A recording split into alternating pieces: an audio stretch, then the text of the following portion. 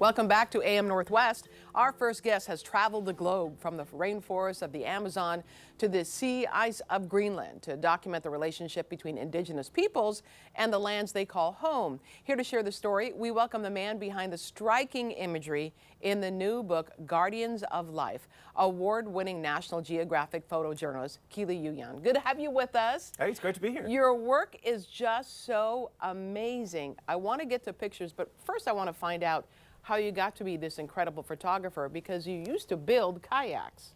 Is that right? Yeah, that's Am right. I wrong?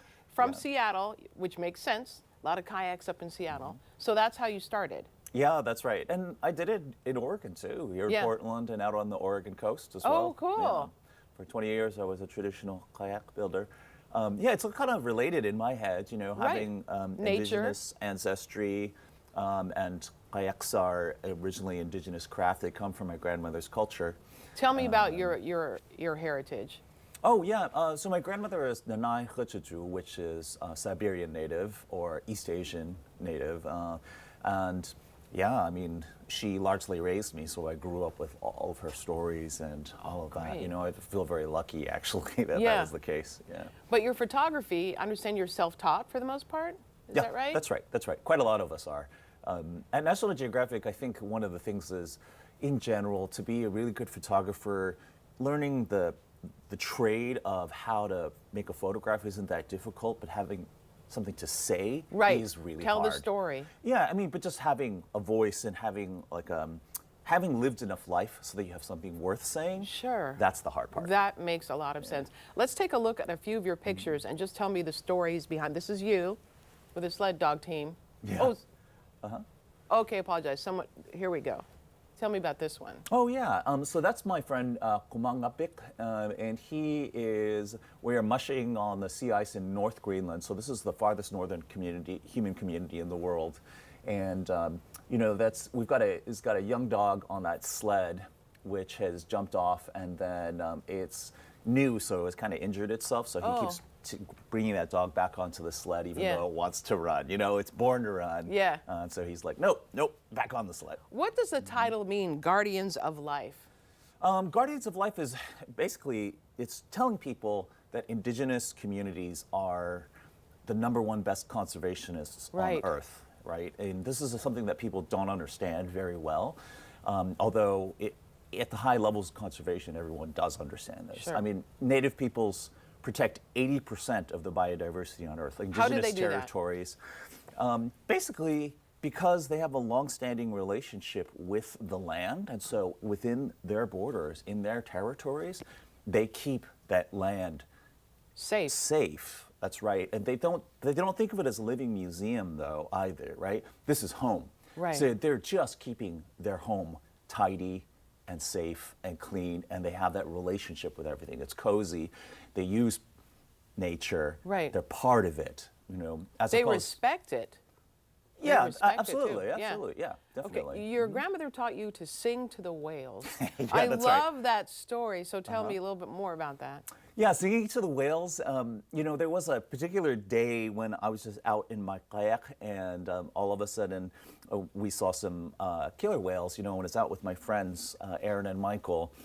And where was this? You know, I was paddling in the San Juan Islands in Washington State. Oh, wow. Okay. And, you know, there have been orcas around. You know, I've seen them before. Yeah. But they just kind of paused there. They're kind of sleepy, and they were far away, you know. And so eventually I kind of broke down. Well, they started singing, and I was sheepish. You know, I was embarrassed. So I was like, I don't really want it. I mean, you know, I don't want to sing to the whales. Yeah, I'm a tough guy, you know. Like, none of that.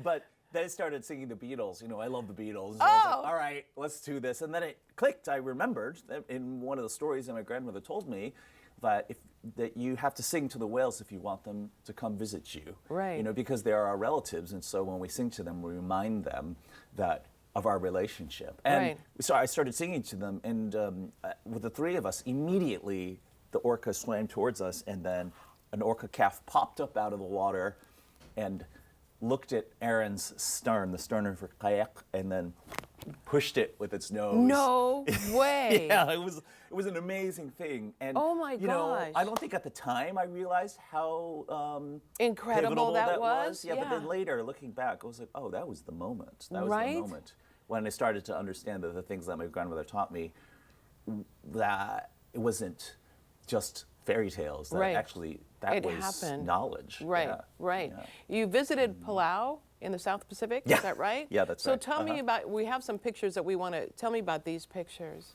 Yeah, so this is a young navigator, and he is, oh, and here we go, there's some freshwater jellyfish in Palau. So Palau has a giant marine protected area. This is an indigenous majority nation, and so their laws and rules are based around indigenous values and governance, and so you're able to have things like lagoons that are protected, like Palau's exclusive economic zone, 80% of it is a giant marine protected area. Okay. And that is only possible because Palau is indigenous majority. Wow. Because they believe their laws are crafted around what they believe. And they grow up with that philosophy. They do. Clearly. They do, right? absolutely. Yeah, and there's a huge resurgence in traditional, not just traditional governance, but all of the traditions and the relationship to the land everywhere throughout the world. So indigenous nations are getting back a lot of the things that were crushed or lost Right. and rebuilding, sometimes even